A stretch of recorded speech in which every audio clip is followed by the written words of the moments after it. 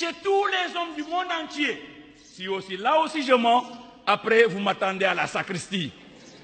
Chez tous les hommes du monde, il n'y a qu'une seule chose. Si la femme rate ça, elle a tout raté de sa vie. C'est quoi? C'est le respect de son mari. Une femme doit respecter son homme. Il a beau être un clochard, un imbécile, un je ne sais pas quoi.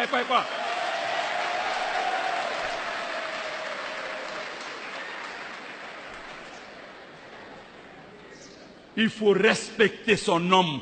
C'est important. Parce que si tu ne le respectes pas, il va te donner tout ce que tu veux. Mais il va partir. Il part. Il va manger ailleurs. Quand il revient, tu lui dis, il y a à manger. Il te dit, j'ai assez. Il n'a pas assez. Il n'a pas assez. Il a mangé ailleurs. C'est parce que tu ne le respectes pas qu'il ne reste plus à la maison. Alors faisons attention à cela.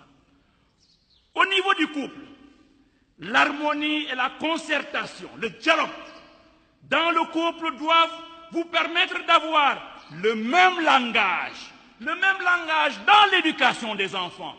D'une manière générale, dans une maison, c'est la femme qui dirige la maison. C'est la femme qui crée l'ambiance dans celle-ci. La joie du foyer, la belle entente, l'ambiance cordiale dépendent de la femme. Mais sous un autre angle, c'est l'homme qui détient l'autorité. Et cette autorité est pour nous chrétiens, non pas un pouvoir policier, mais un service humble et charitable de l'autre. Ainsi, cette autorité est appelée à être bienveillante. L'autorité doit être bienveillante, c'est-à-dire, il faut toujours faire comprendre à vos enfants ou à l'enfant que le centre des préoccupations des parents reste son propre bien.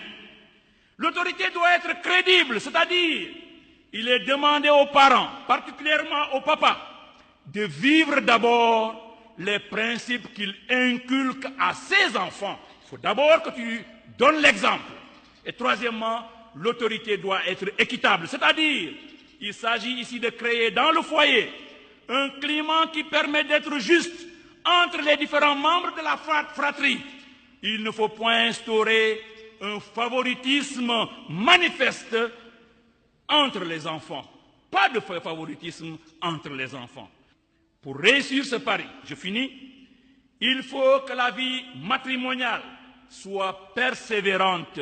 Sinon, l'amour ne pourra pas continuer. Il faut donc être persévérant dans l'amour, dans les beaux moments comme dans les moments difficiles.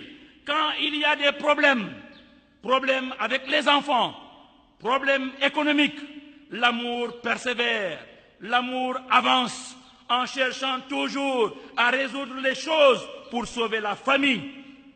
Enfin, un dernier élément auquel il faut toujours tenir compte est que de la même manière que l'on ne s'engage pas dans une bataille en mettant en arrière-fond la défaite, de même, on ne s'engage pas au mariage en prévoyant le divorce. Boulne, mangidem essayer maham.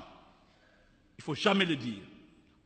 On ne s'engage pas au mariage en disant je vais essayer, si ça ne va pas, je divorce. Autant ne pas le faire. Autant alors ne pas faire le pas, car cette attitude montre qu'on l'on réduit dès le départ et sans le vouloir ses capacités et ses moyens de défense. Demandons aujourd'hui au Seigneur de vous donner la grâce et la force de persévérer dans l'amour, de vous donner la grâce de rencontrer cet homme invisible et qui peut... Yamadoyi. Voilà, le Yamadoyi là, qui te suffit là. Que le Seigneur donne à ceux qui n'en ont pas d'avoir la possibilité de rencontrer ce Don Juan là. Qu'il vous l'accorde maintenant et pour les siècles des siècles.